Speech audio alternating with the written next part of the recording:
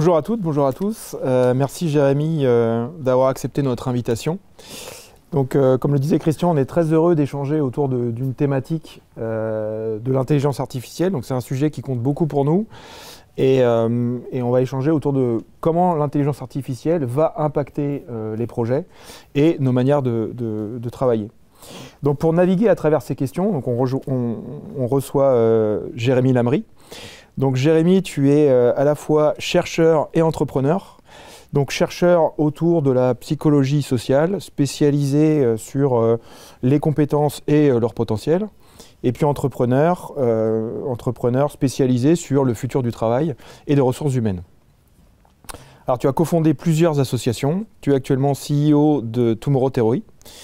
Donc c'est une organisation qui est spécialisée dans l'intégration par les ressources humaines des enjeux technologiques et sociétaux dont l'intelligence fait partie, mais il y a plus largement l'ensemble de ces thématiques.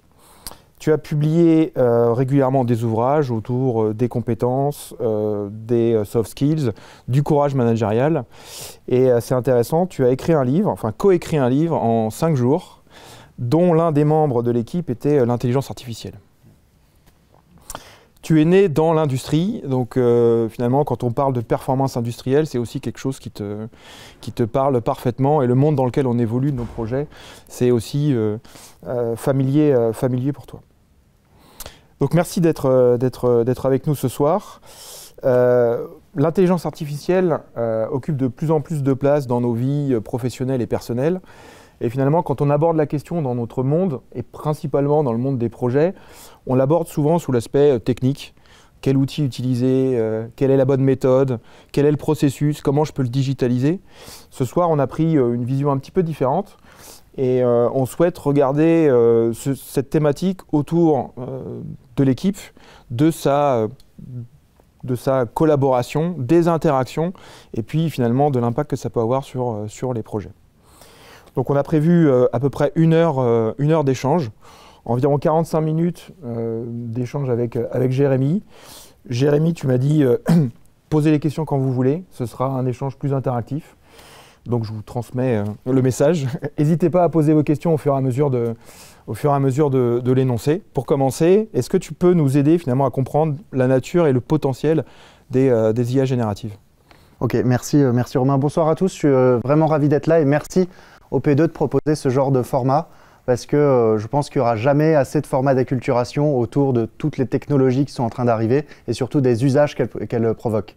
Et c'est là-dessus que je voudrais faire le premier point, peut-être, c'est faire la différence entre la technologie et les usages parce que je pense que dans vos métiers, l'IA, vous en entendez parler depuis peut-être probablement près de 20 ans et que ça a voulu dire d'autres choses que ce que ça veut dire aujourd'hui.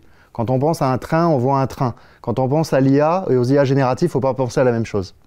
Et je pense que c'est ça le plus intéressant. Déjà, peut-être qu'on peut commencer par parler un peu de, justement, en tant que technologie, c'est quoi l'IA? Parce que finalement, en fait, ça nous aide mieux à la définir. Et l'IA, c'est une technologie qui a pour but de simuler la manière d'apprendre, de réfléchir et d'interagir d'un être humain. Et il faut comprendre qu'au départ, quand l'IA a été réfléchie, c'était vraiment ça l'objectif. Reproduire la manière dont on apprend, on réfléchit, on interagit. Aucune des IA qui a existé, même celles qui sont là aujourd'hui, ne sont capables de raisonner. Donc aucune IA ne réfléchit. C'est-à-dire qu'on a, en vrai, la vision de l'intelligence artificielle telle qu'elle a été pensée n'existe toujours pas. Donc ça veut dire qu'on n'a pas encore vraiment de l'IA, on a des choses qui s'en rapprochent de plus en plus. Mais l'IA, c'est une espèce de concept, de grand concept de vision, qui dit qu'à un moment donné, il existera une technologie qui sera capable de faire tout ce qu'on fait en mieux. Et ça, c'est un peu le fantasme de l'intelligence artificielle générale, ce qu'on appelle l'AGI en anglais. Et ce jour, c'est le jour où une technologie sera tellement puissante et tellement polyvalente qu'elle pourra remplacer tous les usages des êtres humains. Et c'est sur le sujet de la polyvalence que sur ces dernières années, en fait, on a eu une vraie révolution. Parce que des IA, vous en avez vu passer ces 10-15 dernières années, et donc des algorithmes extrêmement sophistiqués, parfois des algorithmes apprenants, qui étaient capables de relier en gros des process entre eux, qui étaient capables de relier des pools de données, qui étaient capables d'aller créer de la transversalité sur de la donnée. Et ça, c'est ce qu'a fait l'IA, mais elle était spécialisée sur une tâche, et pour qu'elle soit capable de le faire, il fallait qu'elle soit entraînée pour le faire. Vous avez sûrement déjà entendu dire ce truc de une IA pour reconnaître un chat, il faut lui avoir montré 10 millions de photos de chats. Alors qu'un enfant, il a vu 2 chats, il a compris ce qu'était un chat. donc un enfant de 3 ans. Et donc c'est pour ça qu'on dit que l'intelligence artificielle, c'est compliqué d'appeler ça de l'intelligence. Parce qu'une fois qu'on a parlé d'intelligence artificielle, on peut aussi parler d'intelligence tout court. Et en gros, l'intelligence tout court, c'est l'ensemble des ressources qu'on mobilise pour créer les stratégies qui nous permettent de résoudre un problème donné. Ça, c'est l'intelligence en tant que telle. Donc dans les grands projets, ça devrait parler. Le sujet de résoudre des problèmes. Et donc cette intelligence artificielle-là n'existe pas encore. En revanche, l'intelligence artificielle telle qu'elle s'est développée, c'est-à-dire déjà au début par des algorithmes, puis des algorithmes apprenants, donc au départ on était plus dans l'informatique algorithmique, puis des algorithmes apprenants, et aujourd'hui des IA génératives, autrement dit des IA qui ne sont plus simplement capables de calculer et pouvoir prédire, mais aussi qui sont capables de générer des choses, de générer du contenu. Et c'est ça qui change vraiment dans ce qu'on a vécu les dernières années. Et les IA que vous utilisiez là plusieurs années pour optimiser des flux, pour faire des choses comme ça, vous n'aviez jamais une interface avec un opérateur qui demandait des choses à cette IA. Elle était programmée, elle faisait son travail, elle était dans son coin. Et donc il ne faudrait pas du tout croire que les IA qu'on a aujourd'hui sont comparables. Ce qu'on a aujourd'hui, c'est complètement différent et ça part en fait de ce qui s'est passé il y a une dizaine d'années. En 2015, le gouvernement américain a ordonné à Google de mieux réguler Internet. Donc Internet était devenu une grosse poubelle, non pas qu'aujourd'hui ce soit mieux, mais Internet était devenu une grosse poubelle et il y avait beaucoup trop de contenus haineux, de contenus violents, de contenus illégaux, et c'était devenu impossible de modérer humainement Internet. Parce que jusque 2015, vous aviez beaucoup de modérateurs humains qui étaient là pour filtrer les contenus. Et donc vous avez peut-être entendu parler des sujets de suicide, de burn-out, de ces personnes qui voyaient passer le pire de l'humanité toute la journée. Et donc Google a investi énormément d'argent et en 18 mois, ils ont complètement repensé leur conception de l'intelligence artificielle. Parce que jusque-là, l'intelligence artificielle, c'était censé être une technologie qu'on entraînait jusqu'au moment où elle était suffisamment bonne pour faire quelque chose. On l'entraînait à faire une tâche. Et pour ça, il fallait qu'elle ait des connaissances très définies, qu'on avait dans des bases de données. Et parfois, en fait, si on prend l'exemple du langage, le but, c'était d'avoir tous les synonymes d'un mot. Tous les synonymes et tous les mots approchants pour qu'elle reconnaisse ce mot. Et ça, ils ont compris que ça ne marchait pas. Donc là, je m'adresse à des ingénieurs, donc je vais pouvoir aller assez vite sur ce qu'ils ont fait. Imaginez que vous voulez relier, on ne va pas parler par le train, désolé, par la route, vous voulez relier Paris à Bordeaux. Donc, si vous voulez relier Paris à Bordeaux par la route, vous allez passer par Orléans, puis tout un tas de villes comme ça. Et donc, dans votre tête, vous allez construire cette image de Paris et Bordeaux nécessairement reliés par Orléans par des concepts, en fait, des villes qui sont des concepts. Ils ont décidé de faire la même chose avec l'IA. Ils se sont dit, si finalement je suis capable de comprendre le chemin qui me permet d'aller d'une carotte à une maison, qu'est-ce qui sépare une carotte d'une maison en termes de concept? Je n'ai plus besoin de définir ce qu'est une carotte et ce qu'est une maison. Parce que si je le fais avec suffisamment de concepts, j'ai des distances mathématiques entre tous mes concepts et chaque concept est défini par sa distance à tous les autres. Et ça change complètement ce qu'est l'IA. Parce que d'un coup, j'ai plus besoin de définir un truc. Je le définis par sa distance aux autres. Et ça a créé aux IA une espèce de représentation du monde. Une IA a été considérée entraînée à partir du moment où on lui donnait tellement de concepts qu'elle était capable de se créer une réalité, sa propre réalité, sa vision du monde. Et on a commencé à appeler ça les modèles transformers en 2015. Et donc ces modèles transformers ont donné ce qu'on utilise aujourd'hui, les grands modèles de langage, les LLM, qu'on devrait en vrai appeler des grands modèles de concept. Et ces grands modèles de concept, en fait, c'est comme ça qu'ils fonctionnent sur le principe. Et après, on a commencé à les enrichir. On s'est dit, en fait, tout est concept. Et donc, même le calcul est concept. Tout ce qui existe est concept. Et donc, à partir de là, on a commencé à y mettre d'autres choses. Le but, c'était de se dire, si finalement, ce truc est capable de... Si je lui donne une information, elle est capable de la situer dans sa réalité. Elle pourrait aussi peut-être, si je lui pose une question, prédire un petit peu ce concept, comment il devrait évoluer. De son point de vue, c'est ça. Et donc, quand on pose une question à ChatGPT, à aucun moment ChatGPT ne vous répond. C'est pas du tout comme ça que ça marche, une IA générative. Et c'est l'erreur qu'ont toutes les personnes qui se mettent aujourd'hui dans l'IA, c'est de penser en fait que parce qu'on a une interface, le truc doit s'adapter à nous. L'IA générative, ce qu'elle fait, c'est qu'en fait, elle prédit le mot d'après. Comme sur Microsoft Word, quand vous écrivez. L'IA, elle prédit le mot qui vient après. Et bien en fait, c'est ce que font ces modèles de langage. Ils ont leur espèce de représentation du monde, et eux, quand vous leur dites quelque chose, ils prédisent la suite de ce que vous avez écrit. Et donc ça change énormément de choses, parce que ça veut dire que ce que vous avez écrit donne complètement la qualité de ce qui va sortir. Et c'est là qu'on est tous très inégaux par rapport aux IA génératives, là où l'IA, avant, c'était un process qui marchait de manière autonome, indépendamment de la personne qui avait derrière.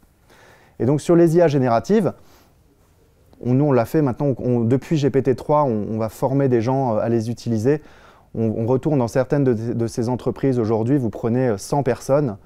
Sur les 100 personnes, vous en avez 50 qui ont gagné 30 à 40% de productivité grâce à l'IA, et vous en avez le reste qui travaillent plus lentement qu'avant parce que l'IA est un problème pour eux. C'est-à-dire qu'ils n'arrivent pas à l'utiliser. Pourquoi? Parce que la manière dont fonctionnent ces IA aujourd'hui, elles impliquent que vous arriviez à structurer votre pensée, à trouver les mots qui vont derrière et à donner suffisamment de contexte pour que ce qui est prédit ensuite soit correct. Et qu'une fois que vous avez fait ça, vous considérez que le boulot ne fait que commencer puisque vous itérez. Et donc ça veut dire que former des gens à utiliser les IA génératives, ça prend 20 minutes. Apprendre à utiliser son cerveau, ça prend toute une vie. Et je pense que c'est là aujourd'hui que sur les IA génératives, on a énormément de progrès à faire dans les organisations, c'est de penser que l'outil va apporter la solution. Et donc avant, quand on avait des IA expertes, on s'intéressait surtout, donc il y avait quelques personnes autour de la table qui allaient travailler ce modèle expert et qui allaient pouvoir être déployé. Avec les IA génératives, ce n'est pas la même chose parce que vous pouvez demander à une IA de vous donner des concepts en histoire, en biologie, en physique, elle saura le faire parce qu'elle n'a pas été entraînée pour un sujet. Je vous parlais de cette histoire de chat tout à l'heure. C'est en intelligence artificielle, en machine learning, on appelle ça le principe de l'entraînement à shot. Et donc, par exemple, pour qu'une IA reconnaisse un chat, si on lui a montré 10 millions de photos, on va dire que c'était un entraînement à 10 millions de shots. Les IA génératives, par défaut, sont des modèles à 0 shot. Elles ne sont pas entraînées pour faire des choses en particulier. C'est-à-dire qu'elles prédisent simplement, par rapport à leur compréhension du monde, elles prédisent des concepts qui viennent. C'est pour ça que quand des gens disent « oui, les IA hallucinent, tout ça », elles ont été entraînées, elles se sont fait cette conception du monde. Et dans leur conception, c'est possible. Donc c'est ça qu'il faut comprendre avec les IA génératives. Et ça, en fait, quand on se dit après « mais oui, mais moi, je fais des grands projets, je fais de l'industrie », donc concrètement, qu'est-ce que ça veut dire utiliser l'IA générative? Ma réponse, c'est déjà, vous avez deux sujets. Vous allez avoir vos processus experts, et là, c'est peut-être pas l'IA générative qu'il vous faut. Et deuxièmement, après, vous allez avoir le fait de travailler au quotidien. Et là, l'IA, vous avez tout un tas de modèles qui vont arriver. Ce ne sera pas le sujet, ce sera les personnes qui l'utilisent. Je ne sais pas si à ce stade... Écoute, merci. Ouais, je retiens dans ce que tu dis, en tant qu'ingénieur d'amélioration des projets, prédire le mot d'après, et le chemin entre la carotte et la maison.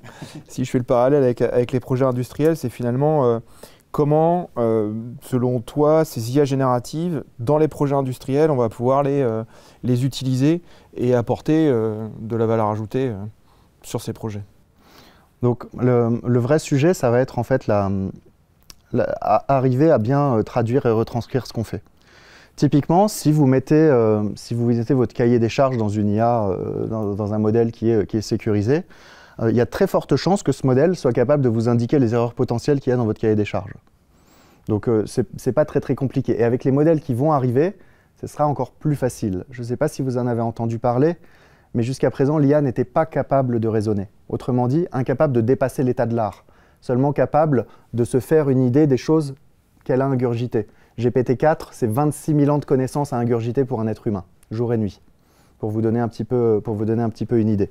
Et 26 000 ans, c'est rien du tout par rapport à la quantité de connaissances qui peut exister. Sur Internet, il existe l'équivalent de 320 000 ans de connaissances, texte. Si vous ajoutez toutes les données audio, vidéo et les images, ça se compte en milliards d'années. Donc, et les modèles commencent seulement à être entraînés avec ces nouveaux formats aussi. Donc ça veut dire en fait que l'IA, elle va avoir sa représentation et très rapidement, elle sera capable de vous dire ce qui ne va pas. Parce que là, il y a des modèles qui sont en train de sortir. Un thésard en physique quantique donc, qui est en train de faire sa thèse, c'est-à-dire qu'elle n'est pas publiée. Le but d'une thèse, c'est de dépasser l'état de l'art. Donc c'est-à-dire que ce qu'il a à faire n'existe pas. Il a demandé, donc ils ont travaillé, c'était le projet de recherche, ils ont travaillé avec l'IA. L'IA a terminé la thèse, en plusieurs itérations, mais l'IA a terminé la thèse, donc a dépassé l'état de l'art en quelques heures, alors que sur une thèse de 4 ans, il en était à 1 an, quoi. Donc, oui. J'ai juste une question. Ça, c'est au départ, c'est-à-dire vous avez un cahier des charges, l'IA est capable de vous dire attention, là, là et là, vous risquez d'avoir des problèmes où il y a des incohérences, etc. Mais au cours du projet, là, vous avez des aléas. Oui. Et comment l'IA les intègre? Donc, alors, c'est-à-dire, déjà, le sujet, c'est que l'IA, elle ne peut pas intégrer des données qu'elle n'a pas.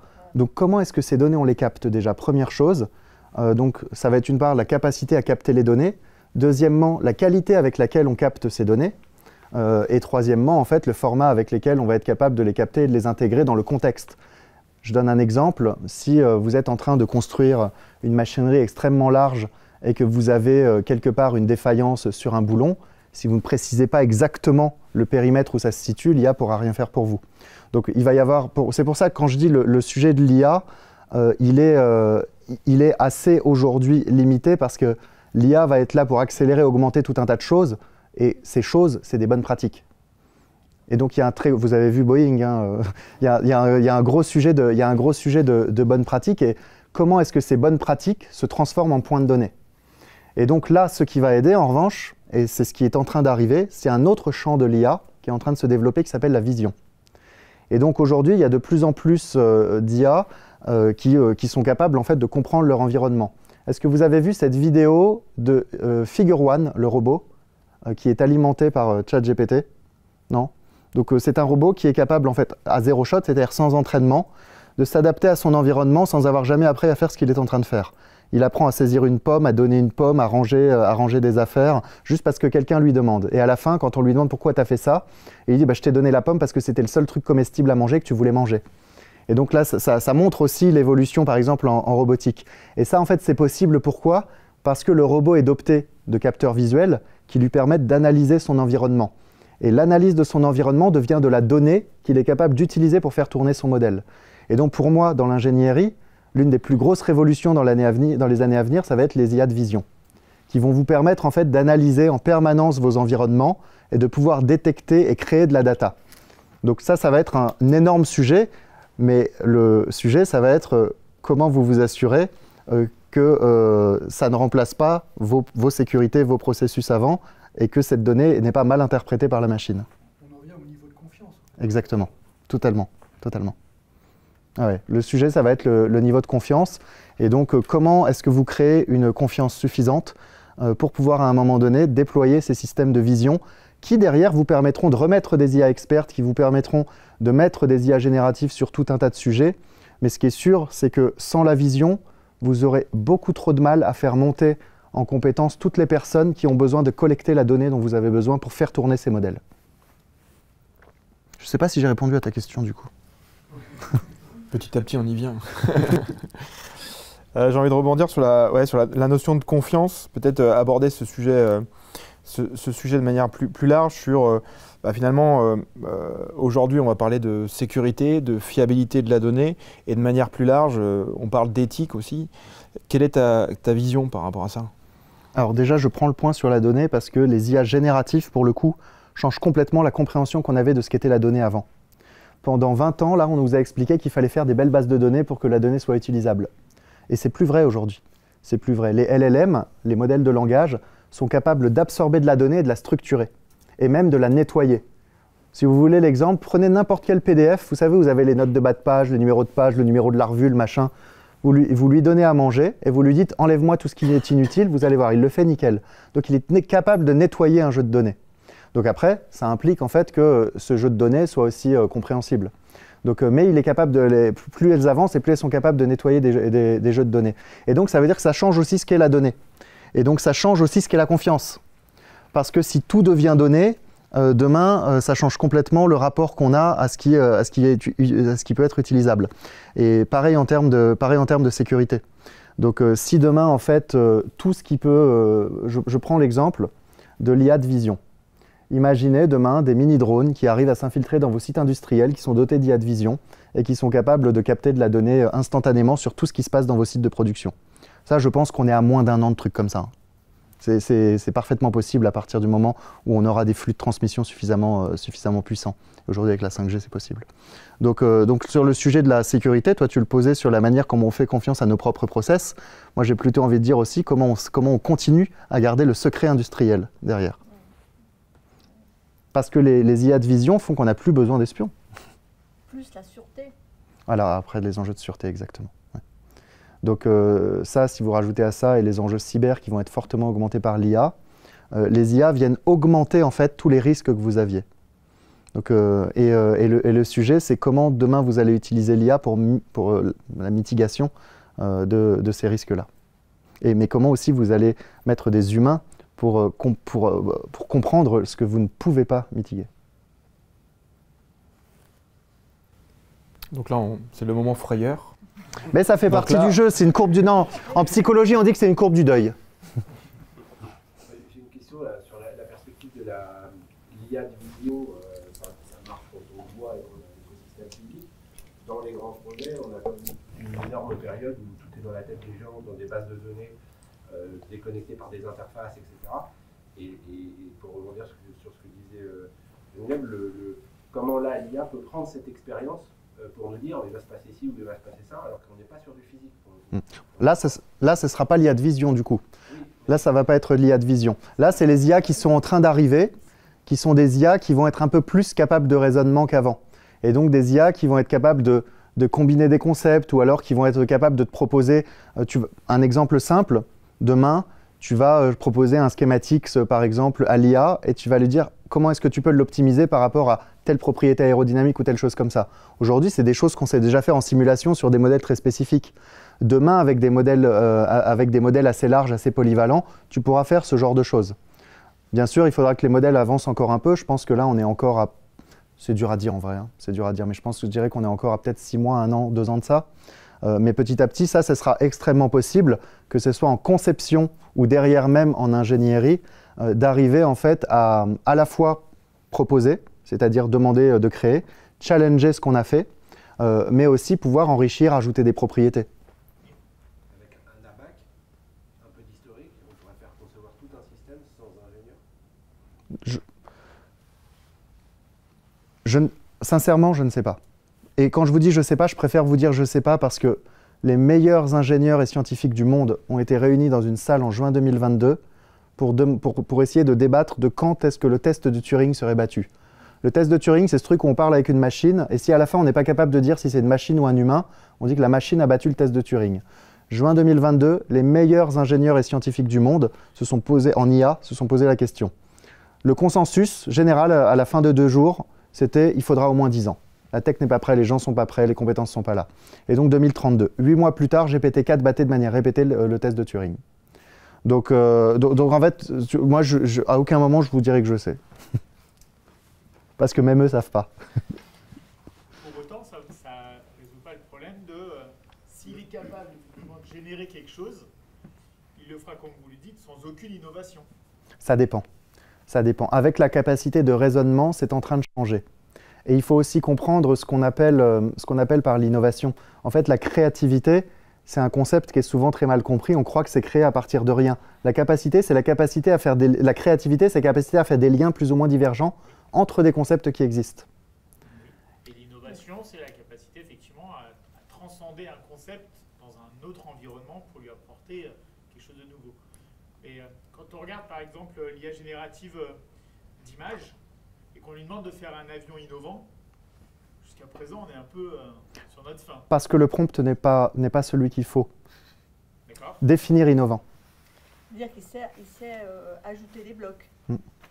Non, Les c'est pas. blocs, il faut les définir. Alors, c'est les propriétés. Pour toi, il doit être innovant sur quelles propriétés? Est-ce que c'est sur ses propriétés aérodynamiques? Est-ce que ça va être uniquement sur, je sais pas, pour le coup, je connais pas bien les avions. Non, mais Sa consommation. on est sur l'aérodynamique par Le exemple. nombre de places. Donc là, en fait, c'est ce que je disais, c'est que les modèles aujourd'hui sont trop généralistes pour ça. J'ai envie de rebondir sur les usages, parce que finalement, c'était un peu une des thématiques qu'on souhaitait aborder ce soir. On voit bien qu'un des grands enjeux, par rapport à ce qu'on s'est dit juste avant, c'est finalement, au regard de tout ça, qu'est-ce qui fait que on va adopter l'IA dans les grands projets? Et pour toi, c'est quoi les grands enjeux finalement de l'adoption de ces nouvelles technologies au cœur des projets? Bon, là, on a semé les graines, hein. On a déjà parlé à un moment donné de fiabilité. C'est-à-dire, est-ce que si on met de l'IA, est-ce que ça marche déjà? C'est la première chose. Je pense que la deuxième chose, ça va être aussi une vraie question de surperformance. Est-ce que ça apporte plus de valeur que ce qu'on faisait avant, au-delà du fait que ce soit fiable? Et après, il va y avoir probablement un sujet de change management. C'est-à-dire, les gens qui doivent travailler comme ça va profondément changer leur manière de travailler. Qu'est-ce qu'on est capable d'adapter et d'adopter et où? Et tout à l'heure, la question de demain, est-ce qu'on fera des trucs sans ingénieur? j'ai envie de dire, est-ce que c'est souhaitable aussi?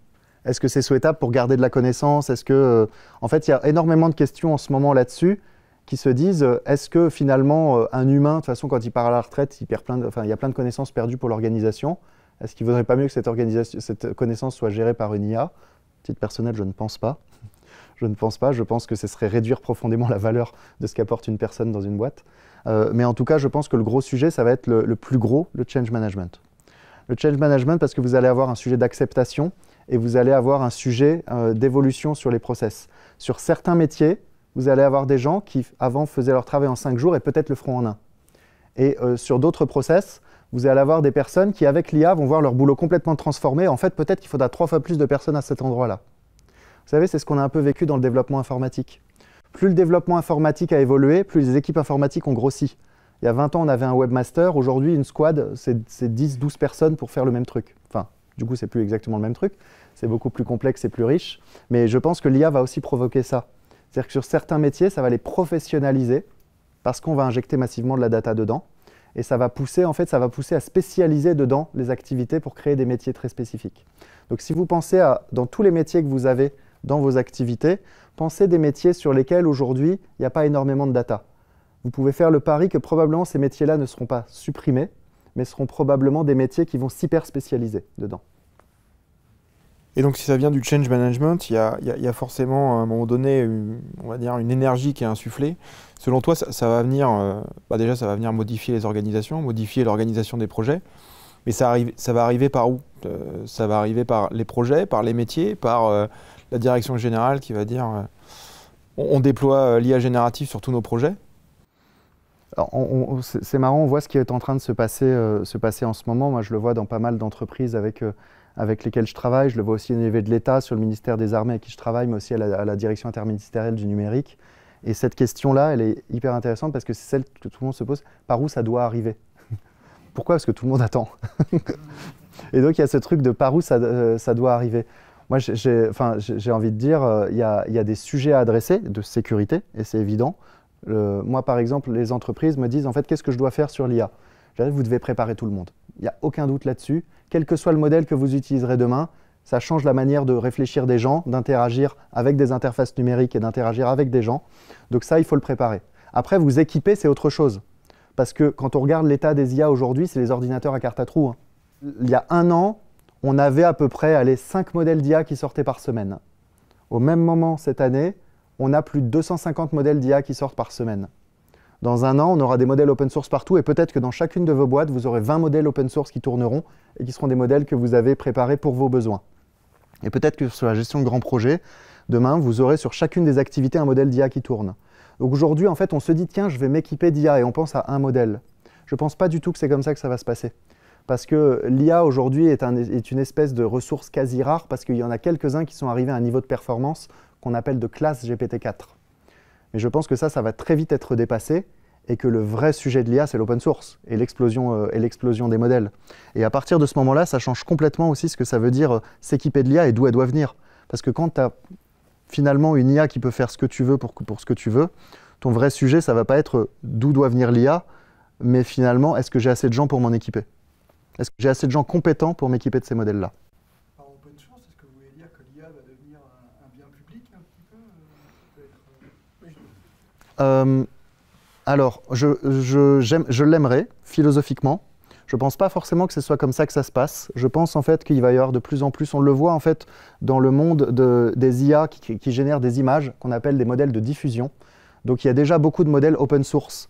Et donc en fait, les modèles pullulent et on a des plateformes comme Leonardo où on a des gens qui peuvent créer leur propre IA de diffusion et la mettre à disposition du grand public en disant « Tiens, moi cette IA, je l'ai spécialisée pour les images de manga. Moi celle-là, je l'ai spécialisée pour les images photoréalistes et ainsi de suite. » Et aujourd'hui, on n'a pas ça dans le langage notamment, dans le texte, le code.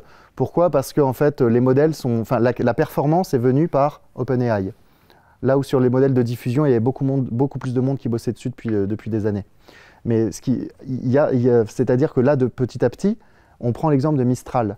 Mistral a réussi à faire avec beaucoup moins de moyens et beaucoup plus rapidement ce qu'OpenAI a fait. Pourquoi?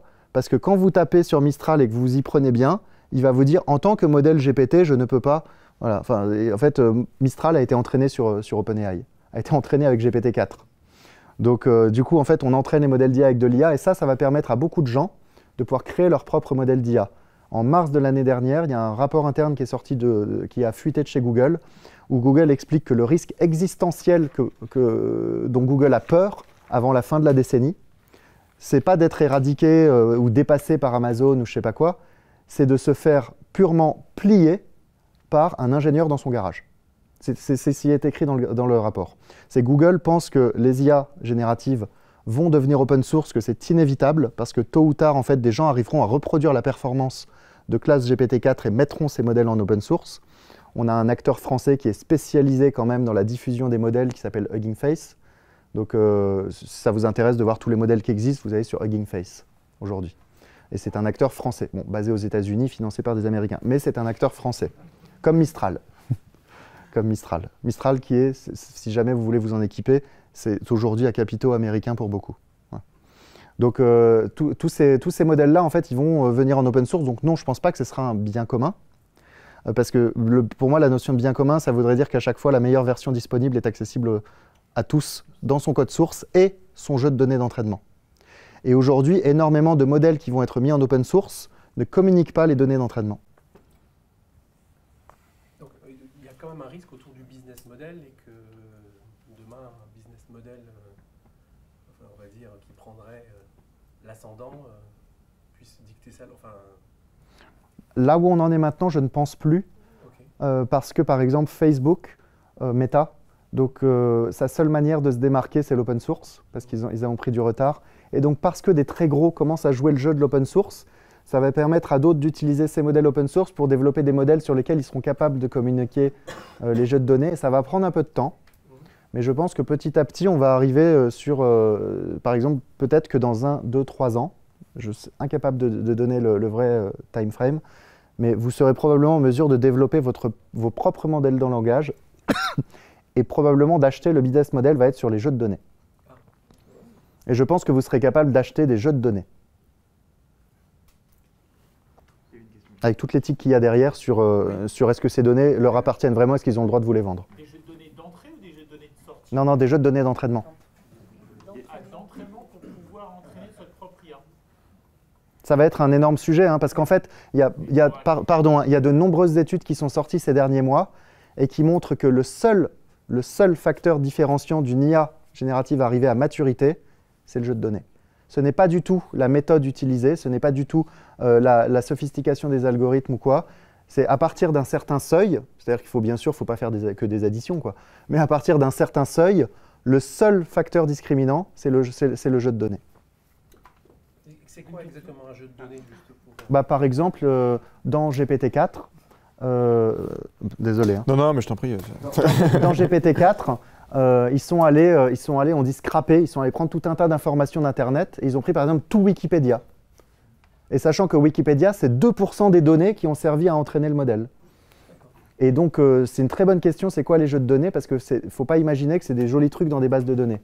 Ils prennent tout ce qui passe et ils se disent « j'espère que le truc finira pas nazi ». Je suis un néophyte de l'IA, donc je vais te poser une question qui peut paraître assez bête. J'ai bien compris tout ce que vous avez raconté. Par contre, je me pose la question de manière concrète sur des illustrations dans les projets. En fait, qu'est-ce que ça amène aujourd'hui, l'IA? On ne parle pas de demain, parce que ça évolue très vite. Mais est-ce que vous avez des illustrations assez concrètes sur quels ont été des apports avant-après sur des projets, comment l'IA a amené... Aujourd'hui, moi j'ai très peu d'exemples, pour la simple et bonne raison qu'aujourd'hui ça se cherche encore quand même. C'est la plupart des entreprises, en fait, sous réserve, et c'est normal, de se dire moi je ne veux pas donner mes infos à GPT, ça n'avance pas. Et donc dans l'industrie aujourd'hui, moi j'ai pas de vrai exemple. J'en suis gêné, j'en suis désolé, mais j'ai pas de vrai exemple. Voilà. Non, mais après voilà, il y a tous les usages.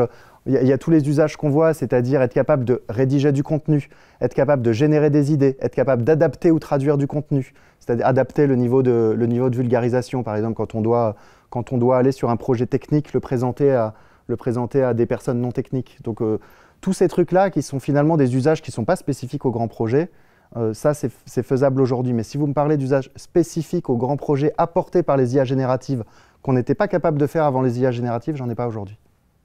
Si je peux juste faire peut-être une remarque, c'est par rapport à ce que tu disais tout à l'heure.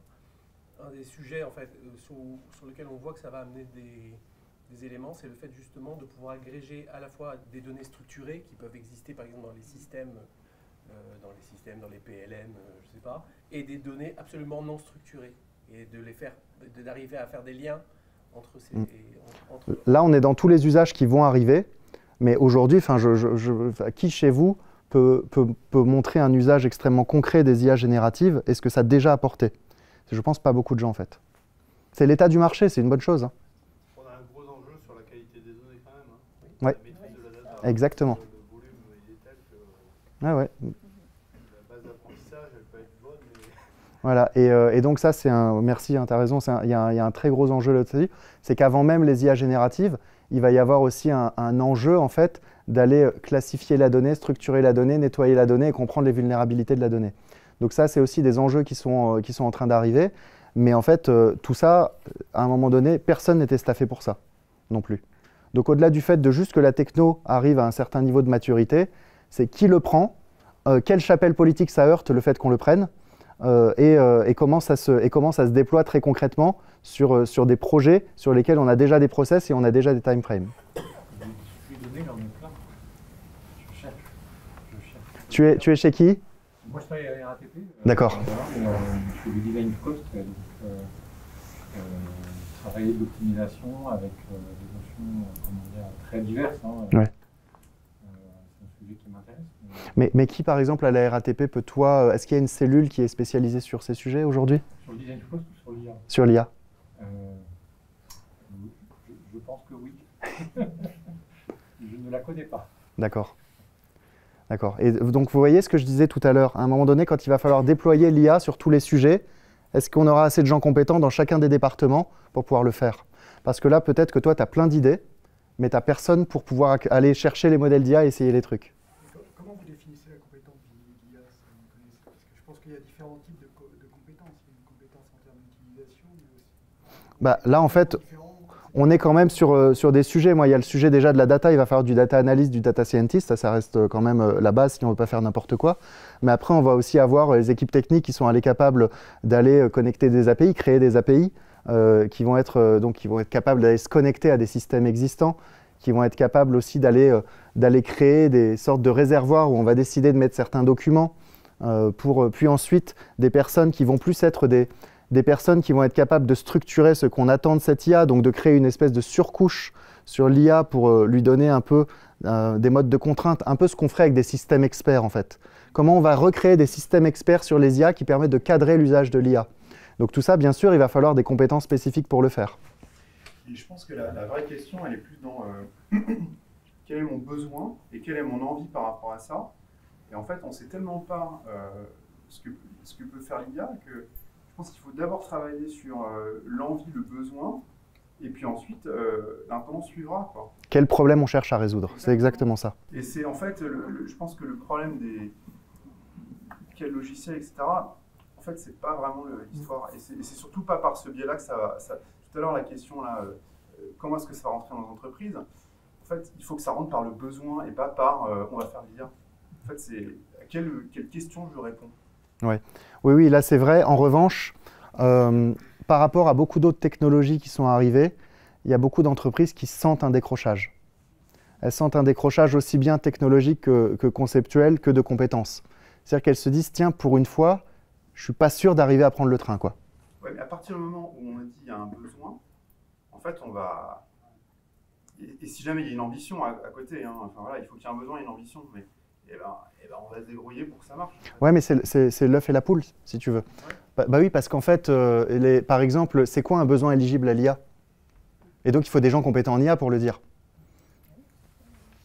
Donc, on peut trouver plein de problèmes, mais qui, à un moment donné, décide que ce truc-là est plus éligible que ce truc-là? Et je ne dis pas que... Je suis d'accord avec toi, le vrai sujet, c'est quel est le problème. Mais à un moment donné, il faut des gens qui vont être capables d'arbitrer. Et aujourd'hui, dans les boîtes, on a très peu de gens capables de faire ça. Ça va arriver, hein, ça va arriver, parce que je pense qu'il va y avoir rapidement des montées en compétences. Mais aujourd'hui, c'est un vrai sujet. Premièrement, le premier frein, ça va être cette histoire de la peur de la donnée, peur qu'on nous vole la donnée. C'est le premier truc.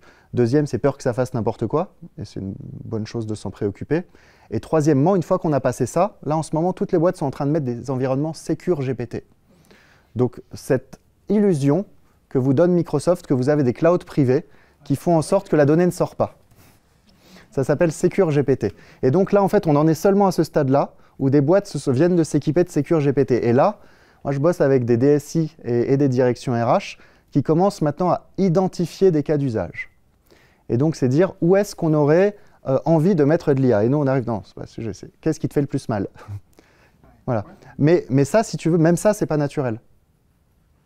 Oui, mais c'est ça, mais en fait, c'est le premier pas qui est dur à faire, mais je pense que on en est là cette année, et c'est pour ça que je pense pour beaucoup de monde, c'est frustrant. Et comme tu disais, putain, on n'arrête pas d'en parler, il ne se passe rien. Et c'est vrai, je pense qu'on est beaucoup dans les starting blocks parce que c'est le truc aussi de l'œuf ou de la poule, mais à un moment donné, ça va se structurer. Comme on l'a fait à un moment donné sur beaucoup de systèmes experts, sur quand, au début des années 2000, quand il y a tout ce passage sur les SAP, sur tous les gros ERP, pendant 2 ans, il y a eu un espèce de truc où tout le monde s'est regardé en chien de faïence. Et d'un coup, c'est parti. Et bien là, je pense qu'aussi, quand les intégrateurs vont arriver, les Accenture, les IBM, les acteurs comme ça, d'un coup, le marché va accélérer. Eux-mêmes doivent se former et préparer à aider les boîtes à intégrer. Il y a un ticket d'entrée quand même, hein. Donc autant les grands groupes ou les grosses sociétés vont y arriver, les PME et autres, c'est un vrai challenge pour ne pas décrocher toute la chaîne.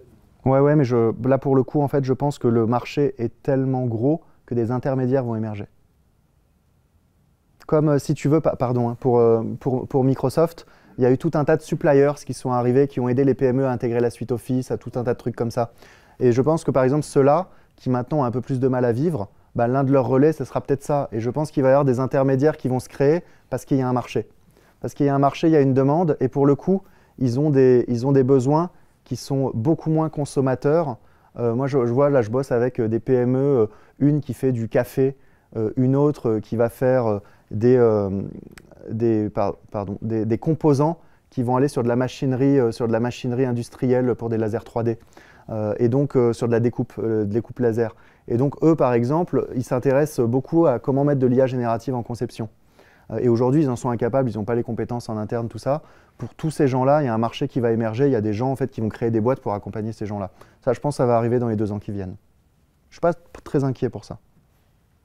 Et alors, on dit toujours, tu dis toujours, oui, il faudra monter en compétences, il faudra avoir des compétences, etc. Comment on fait pour avoir tous ces gens qui seront compétents? Là, pour moi, on arrive au vrai sujet. Le sujet, ce n'est pas l'outil, le sujet, ce n'est pas l'usage. L'identification des problèmes, ça va finir par venir. Le bon sens de comment on les priorise, les arbitres, ça va finir par venir. Le vrai sujet, à un moment donné, c'est est-ce qu'on a suffisamment les personnes dont on a besoin. Il y a une réalité, c'est qu'il n'y a pas assez de ces personnes-là sur le marché déjà. On peut essayer d'aller en chercher plein à l'étranger. On n'arrivera probablement pas à les avoir assez. Vous allez pouvoir dire, c'est pas grave, on va créer des universités d'entreprises qui vont former ces gens-là, vous n'aurez pas assez de formateurs pour le faire. Donc il y a un vrai sujet qui est en train d'arriver là-dessus, hein. Le skills shortage, c'est un très gros sujet. Moi, c'est un concept qu'on appelle, nous, la talent bomb. C'est-à-dire que vous allez avoir de plus en plus de mal à attirer et fidéliser, non pas des gens, mais les gens dont vous avez spécifiquement besoin. On a accompagné la fin d'année dernière une très très grosse boîte espagnole qui fait du ticketing pour les billets d'avion. Et donc ils avaient besoin de recruter 700 ingénieurs sur l'année. Parce que très grosse croissance, reprise d'activité, tout ça. Et aussi parce qu'ils avaient un peu dégraissé avant, un peu trop. Et donc ils avaient besoin de recruter 700 personnes sur l'année. Donc ils nous contactent en novembre 2023 parce qu'ils avaient réussi à en recruter 40. Et bien, résultat, ils ne recrutent plus, ils sont en train de redégraisser parce qu'ils n'ont pas pu honorer tout ce qu'ils avaient à faire. Et donc, en fait, ils sont en décroissance. Et du coup, les compétences en question, c'est quoi demain, on doit recruter des gens pour ça. C'est quoi les compétences en question? C'est quoi les principales? Les core skills, ça va être data science, data analyse. Okay. Donc, et data science, aujourd'hui, ça veut tout et rien dire. Par exemple, data science, c'est typiquement un métier qui est en train de s'hyper spécialiser. Donc aux États-Unis, c'est déjà le cas. On a déjà 4, 5, 6 types de data scientists, par exemple. Dans tous les sujets qui touchent à de l'humain, à de la donnée humaine, vous avez maintenant des social data scientists qui sont payés en moyenne 2 fois et demi plus cher qu'un data scientist. Donc, et ça va arriver sur tout un tas de sujets. Peut-être que demain, vous aurez des data scientists experts sur vos différents business units ou métiers. Oui, j'imagine, oui. Donc ça, déjà, ça va être la base. Après, vous allez avoir un énorme sujet sur tout ce qui va être accompagnement du changement. Parce qu'en fait, il y a beaucoup de personnes, comme c'est le cas aujourd'hui, hein, qui n'auront pas besoin d'être des experts de l'IA, mais qui auront besoin d'avoir la culture digitale et la culture de la data. Ce n'est pas l'IA le problème, ça va être la data à un moment donné. Et donc, vous avez besoin d'avoir des gens qui sont capables de créer cette culture de la data. Donc, il va y avoir d'une part, en fait, des programmes d'acculturation et de formation, d'autre part, une reformation des managers sur énormément de choses, parce que les managers eux-mêmes vont voir leur périmètre et leur sujet profondément évoluer. Enfin, tu vois le truc venir. Oui, je vois bien. Donc, data scientist, data analyst, et après tous les sujets qui sont liés au change, transfo des organisations, ça va être bien plus critique. Et après, en fait, il y a tout un tas de gens qui auront un peu une connaissance de base, qui seront un peu peut-être des développeurs qui se reconvertiront. Moi, c'est comme ça que je le vois. Parce que les développeurs, notamment back-end, vont être extrêmement challengés là, dans les 2-3 ans qui viennent. Et il y en a probablement en fait, qui vont essayer de se reconvertir en étant ceux qui vont venir créer les API dans vos entreprises et aussi créer les petits bouts en fait, que l'IA ne gère pas encore, qui vont aller permettre de connecter certains systèmes entre eux et qui vont permettre par exemple d'installer un modèle. Installer un modèle d'IA, si on ne sait pas coder, on ne peut pas le faire. Quelqu'un qui a 1 an de code sait le faire. Donc il y a tous ces trucs-là qui vont arriver. La compétence principale, ce sera vraiment data scientist ou data analyst, ou ça sera prompt manager? Parce que finalement, moi, si j'imagine l'IA, j'imagine un peu comme une voiture, et le data scientist ou data analyst, je le vois plus comme le mécanicien, mais les personnes dont on va avoir vraiment besoin, c'est les conducteurs. Donc c'est ceux qui savent utiliser et générer de la donnée intelligible pour le tout un chacun sur les modèles. Alors là, tu parles des prompt engineers. Et moi, c'est un truc que je le critique depuis sa sortie. Je pense que c'est un métier qui était obsolète avant même qu'il apparaisse. Et donc au début, là depuis 2 ans, aux États-Unis, il y a des métiers de prompt engineer, des gens dont la qualité, c'est de savoir structurer des demandes aux IA pour que les IA en fait, se structurent dans une certaine direction. Je pense que ça va être remplacé par des modèles experts. Et des gens capables de faire des modèles experts, on en a plein. Et que ça ne va pas tenir. Pourquoi ? Parce qu'on regarde ce qui se passe dans les modèles de création d'images. Il existe des fonctionnalités qu'on appelle de prompt enhancement. Tu mets une phrase toute bidon, et l'IA te dit en gros, est-ce que tu voulais dire ça? Il te sort un truc de 10 lignes hyper littéraire, hyper cadré. Et donc, parce que 80% des gens n'arrivent pas à bien structurer leur pensée, la prochaine étape des modèles d'IA, c'est d'être capable de reformuler automatiquement ta demande pour l'enrichir et la restructurer, et te demander une validation quand c'est nécessaire. Et donc, c'est pour ça que je pense que ce truc des prompt managers, prompt engineers, ça ne fera pas un métier en gros. Ce sera bien que tu aies des personnes qui ont des bases, des principes, tout ça, mais sur des sujets très techniques, tu auras plus besoin de personnes capables de créer des modèles experts que tu vas mettre par-dessus ton modèle d'IA, un peu pour dire voilà les guidelines que tu es censé suivre quand même, parce que notre métier ressemble à ça. C'est une architecture, quoi, en fait. Exactement. Tu as des gens qui vont être capables de mettre une architecture, mais ça va être des ingénieurs. Hein, mais, ouais. Est-ce que tu as des exemples de projets qui ont bénéficié de l'IA, par exemple? Est-ce que SpaceX a bénéficié de l'IA pour aller aussi vite qu'ils sont allés sur le développement? Alors, IA, oui, générative, non. C'est ce que je vous disais tout à l'heure. Hein. D'autres exemples? Ah ben, tous les GAFAM, déjà, ce qu'on appelle les Magnificent Seven. Autrement dit, c'est les GAFAM plus Tesla, plus derrière, mince, comment il s'appelle j'ai plus le 7e. Mais oui, c'est-à-dire qu'aujourd'hui, tous les acteurs tech, mais on parle d'un NVIDIA. NVIDIA, par exemple, a de l'IA dans quasiment tous ses processus aujourd'hui, mais pas nécessairement générative. Donc pourquoi? Parce qu'en fait, ils ont besoin que cette IA fasse une tâche. Et donc, ils n'ont pas une IA, ils ont des milliers d'IA. Ils ont des milliers d'IA hyper spécialisées sur une tâche. Et les IA génératives changent parce que d'un coup, elles sont très polyvalentes. Et de plus en plus multimodales. Donc ça, il faut bien comprendre la polyvalence et la multimodalité. Polyvalence, c'est-à-dire qu'elles sont capables de traiter plein de sujets et pas juste une tâche en particulier. Mais aujourd'hui, du coup, elles ne sont pas expertes de la tâche. Elles sont généralistes. Donc on attend qu'elles se développent sur plus en plus de tâches. Et la multimodalité, ça veut dire qu'elles vont être capables de gérer du texte, du calcul, du code, de l'image, de la vidéo, de l'audio. Et donc c'est ça en fait qui va faire la puissance des IA génératives. C'est qu'elles vont être polyvalentes, multimodales, et c'est ça qu'on en attend. Mais aujourd'hui, comme on disait, on n'est pas au rendez-vous là-dessus. Parce que sur des industries qui font des sujets sérieux et qui ne sont pas juste en train de taper des études ou des rapports, à un moment donné, on a besoin de trucs qui sont extrêmement puissants, extrêmement fiables.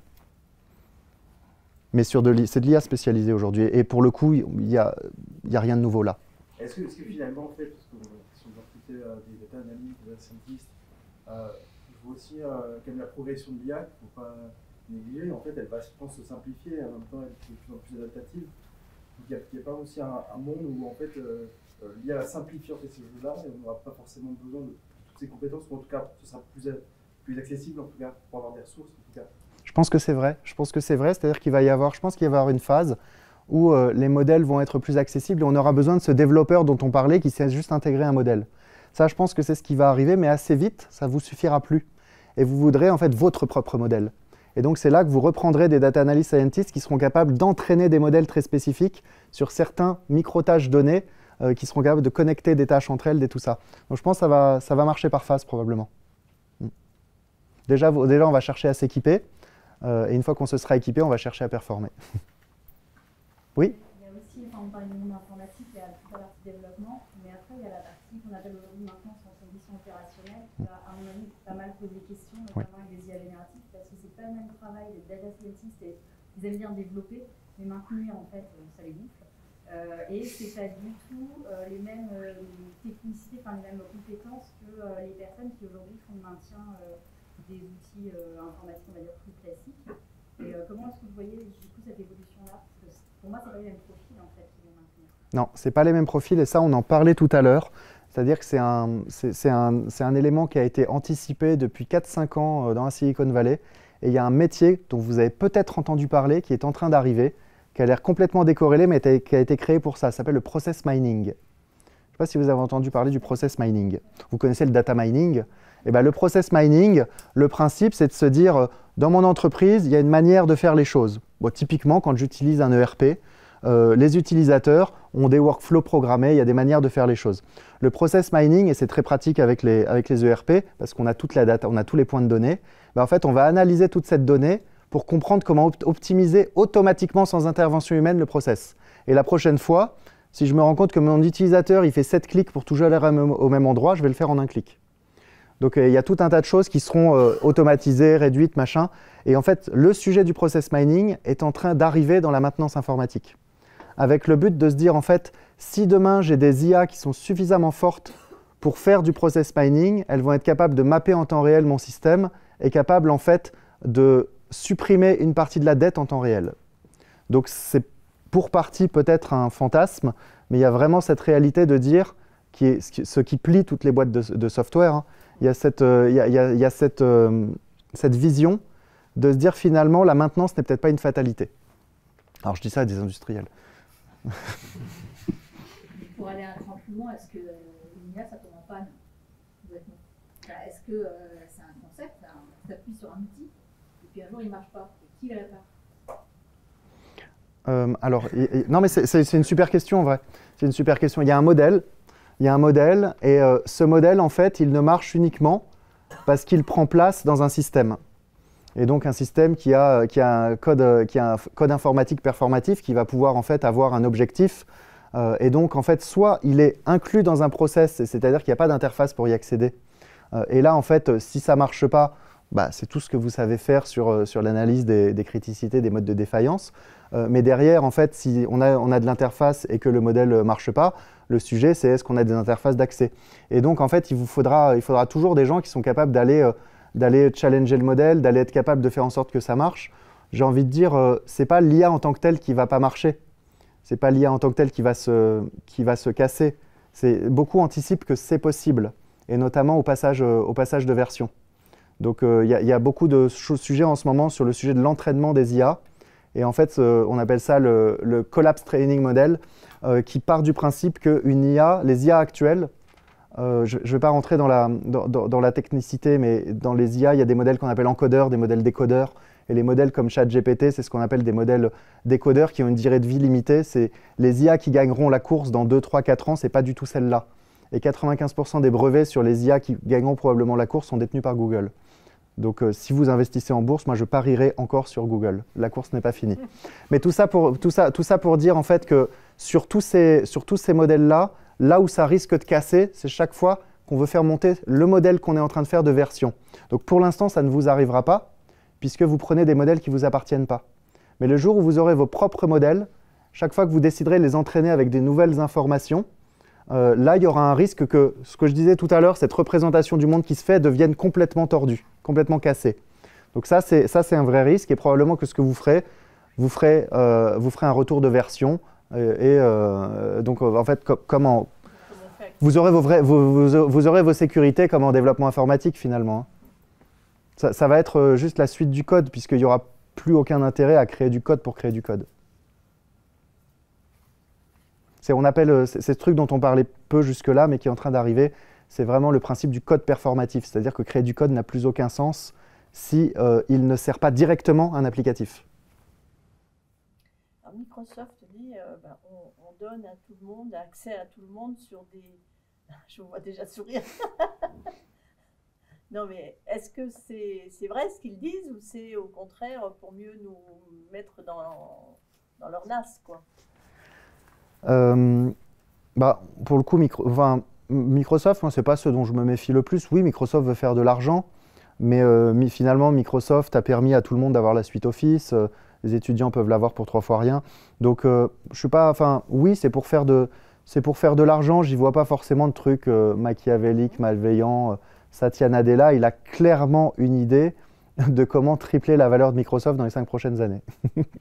Et ça implique de vous vendre plus cher, surtout aux entreprises, de vous vendre plus cher la suite Microsoft Office 365, Copilot, AI. Et Copilot, oui.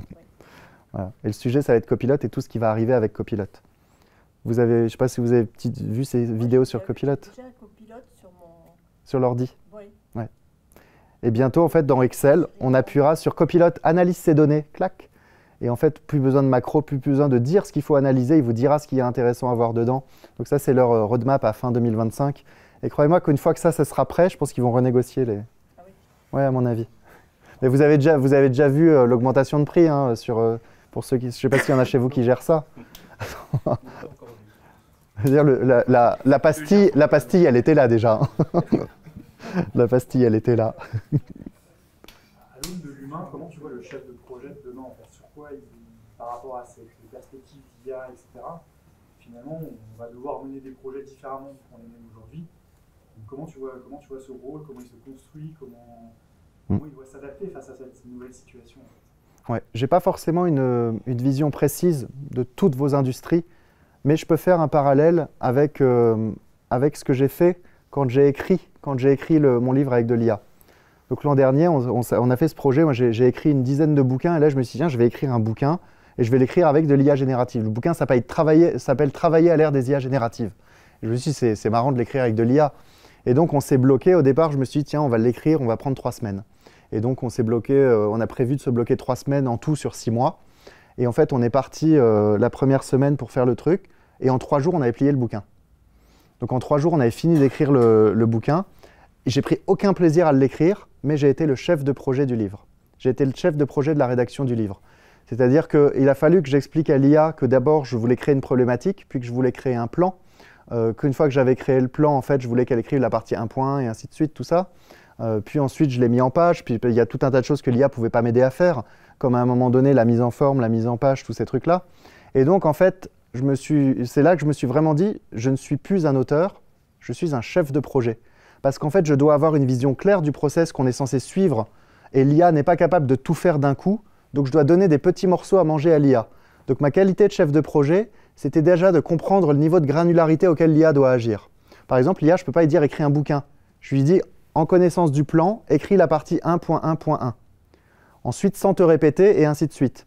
Et donc, j'avais ce rôle de chef de projet de garder la vision globale. Donc ça, c'est la première chose. Je vois que là où tu voulais en venir. C'est garder la vision globale de finalement ce qu'est mon projet et l'objectif que je cherche à atteindre avec quel niveau de qualité et quelles contraintes. Et deuxièmement, accompagner l'IA pas à pas, en m'assurant à chaque fois, parce qu'en fait, c'est-à-dire que ce n'est pas seulement itératif, c'est incrémental.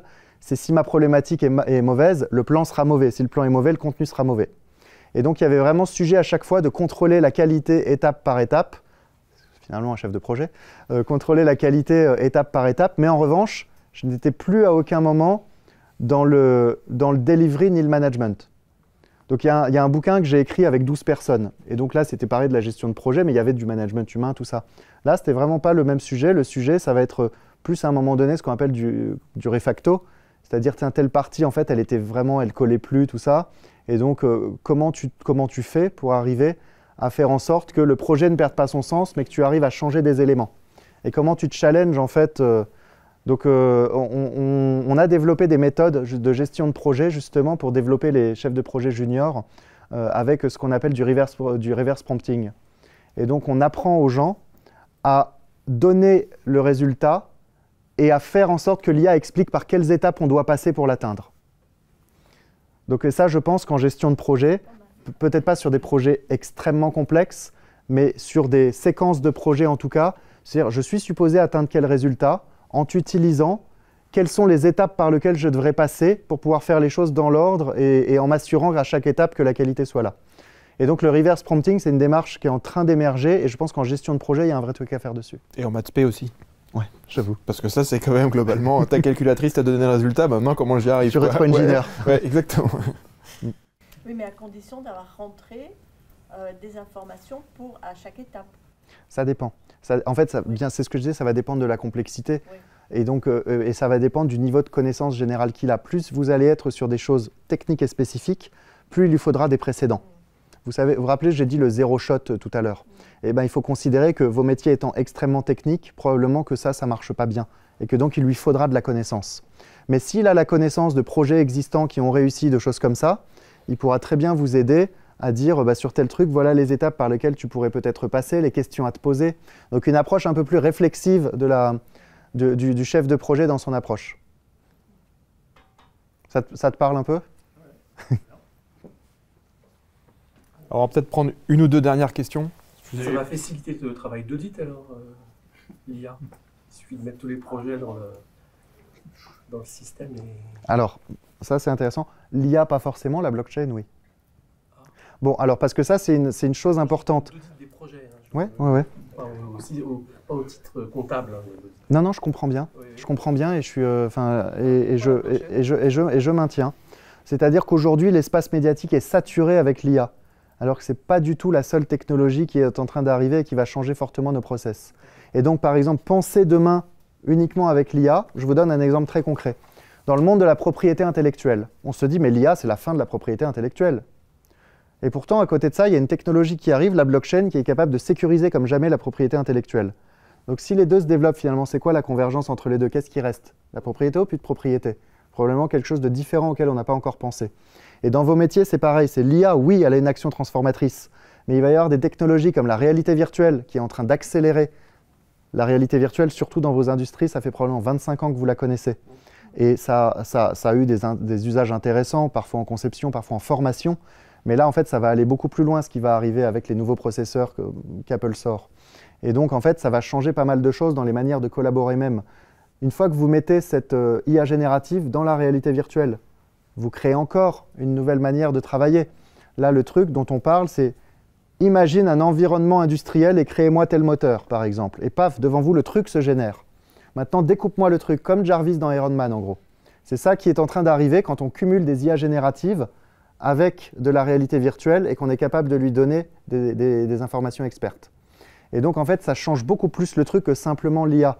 Donc moi, c'est un peu le warning que je donne, c'est dire oui, l'IA, mais essayez de ne pas fermer les écoutilles et de voir ce qui arrive à côté. Parce que pareil sur la blockchain, on y pense parfois pour l'argent, mais la blockchain, c'est avant tout la sécurisation de n'importe quel processus ou transaction. Et donc, par exemple, c'est pour ça que Audi, Volkswagen, Mercedes investissent massivement dans la blockchain, parce que demain, tu ouvriras ta voiture depuis ton téléphone en envoyant un NFT à ta voiture. Et tu pourras me prêter ta voiture pour 24 heures en m'envoyant un NFT sur mon téléphone qui est valable 24 heures. Et j'aurai accès à ta voiture ou à ta maison. Et donc, ça va changer énormément de choses dans la manière de gérer la confiance. Et tout à l'heure, on parlait de confiance. Et donc, en fait, je pense qu'il ne faut pas gérer les sujets en silo. Et ça a pu arriver parfois dans l'ingénierie. Parfois. Pas sûr. C'était au millénaire dernier. Mais je trouve que ça fait une bonne ouverture, parce que je trouve qu'il y a un focus beaucoup trop fort sur l'IA par rapport à ce qu'on en fait en ce moment. J'ai pas compris la relation entre blockchain et audit. Donc la blockchain et audit, c'est que demain, en fait, si grâce à l'IA, tu es en mesure en fait, de créer de la data sur toutes les étapes de ton projet, tu es aussi en mesure de créer de la donnée sur la donnée. Tout l'intérêt de la blockchain, c'est la sécurisation, oui bien sûr, mais c'est la métadonnée que tu as sur ce que tu fais. Et donc, en fait, et aujourd'hui, en fait, un gros sujet de ce qui arrive, c'est le sujet de la métadonnée. Par exemple, j'ai telle pièce, tel élément, c'est cool de savoir qu'elle est là, mais c'est encore mieux de savoir qui l'a produite, quand, machin, tout ça. Et toute cette métadonnée, en fait, avec la blockchain, elle est générée par défaut. J'ai une petite question, c'est par rapport à la consommation énergétique de l'IA. Est-ce qu'on commence à s'approcher de quelque chose de raisonnable ou c'est plutôt mal barré Je pense qu'aujourd'hui, c'est plutôt mal barré, d'autant plus qu'ils ne communiquent pas. Le seul qui communique des données environnementales, c'est Hugging Face, qui n'est même pas un vrai modèle d'IA à proprement parler, c'est un agrégateur d'IA. Et tous les autres, en fait, noient le poisson, clairement. Donc aujourd'hui, c'est catastrophique, ça c'est ce qu'on sait. On sait qu'aussi bien sur l'entraînement que derrière sur la consommation, c'est catastrophique. Et il y a des études qui sont sorties pour montrer qu'en fait c'était génial, parce qu'un modèle d'IA, une fois qu'il est entraîné, il consomme beaucoup moins qu'une requête normale. On n'a pas la preuve que c'est vrai, puisqu'en fait on a appris que cette étude avait été financée par un acteur IA. Mais surtout, le pire avec l'IA, et c'est peut-être ça le plus gros truc, c'est l'effet rebond. C'est-à-dire qu'avant, quand tu écrivais du contenu, tu écrivais peut-être une page. Avec l'IA, tu vas écrire 10 pages, 100 pages.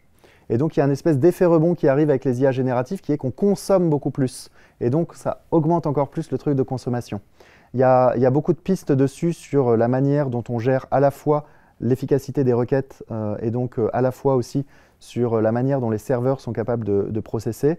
Et donc, c'est pour ça qu'il y a une espèce de recherche absolument folle en ce moment dans la Silicon Valley sur les petits modèles portables. Donc déjà parce qu'en fait, il y a un vrai sujet aussi d'embarquer des modèles d'IA. Donc ça, c'est un très très gros sujet, embarquer des modèles d'IA. Et donc là, le but, c'est créer des modèles d'IA, des modèles d'IA qui font moins d'1 giga, en gros. C'est un peu le fantasme du moment. Et on pense qu'avec des modèles d'IA portables, et donc où on n'a pas besoin de faire le tour du monde pour faire des requêtes, des modèles d'IA portables qui sont capables de consommer en local, donc on est obligé de maîtriser la consommation, on arrivera à gérer le sujet. Moi, je dis attention à l'effet rebond, parce que si on a des modèles d'IA portables, tout le monde en a. On a une idée à comparer au 1 giga d'un modèle portable d'IA, poids du modèle ChatGPT-4 ? Non, que des mensonges. Aujourd'hui, on n'a pas d'idée, on n'a que des mensonges. Donc, en revanche, si ça vous intéresse, pour moi, ce n'est pas l'énergie qui devrait nous intéresser. La décarbonation de l'énergie, tous ces acteurs y travaillent depuis des années, ils sont confiants qu'ils vont y arriver. C'est le principe du technosolutionnisme. Si on crée des technologies qui créent des problèmes et on est convaincu qu'avec les technos suivantes, on les résoudra. Et donc là, par exemple, ils ont tous massivement investi dans une start-up qui s'appelle Helion, H-E-L-I-O-N. Helion a promis à Microsoft, c'est-à-dire avec pénalité tout ça, la fusion commerciale pour 2028. La fusion nucléaire commerciale pour 2028. Donc je vous conseille de regarder Helion. Et sur le sujet de la fusion... 2028. Ouais. Ouais, non, mais c'est demain. Et en fait, c'est hyper intéressant ce qui est en train de se passer dans le sujet. Sur la fusion nucléaire, depuis 2019, il y a eu 130% de plus d'investissement que dans toute l'histoire de l'humanité sur la fusion. Donc, rappelez en 2015, quand le gouvernement a dit « résout ce problème », là, on en est un peu au même stade avec l'énergie. Et donc, moi, je ne m'inquiéterai pas tant pour l'énergie que pour les limites planétaires. Merci Jérémy. Je pense que c'est un beau mot de la fin. Je vous propose qu'on continue les discussions autour d'un petit four. Merci beaucoup Jérémy.